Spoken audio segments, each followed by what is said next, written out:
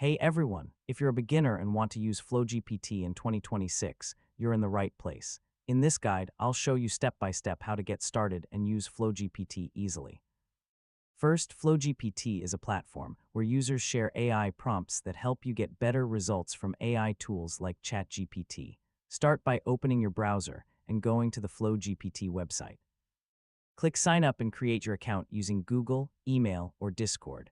Once logged in, explore the homepage where you'll see trending and popular prompts. Use the search bar to find prompts like essay writer, coding assistant, or marketing tools. Click any prompt to see how it works and what it does. Copy the prompt and paste it into ChatGPT or use it directly in FlowGPT. Change the prompt by adding your topic, goal, or details for better results. If you like a prompt, save it so you can use it later. For better results, start with simple prompts and gradually explore advanced ones. A common mistake is copying prompts without understanding how they work, which can lead to poor results. And that's it. You've successfully learned how to use FlowGPT for beginners in 2026. Thanks for watching, and I'll see you in the next tutorial.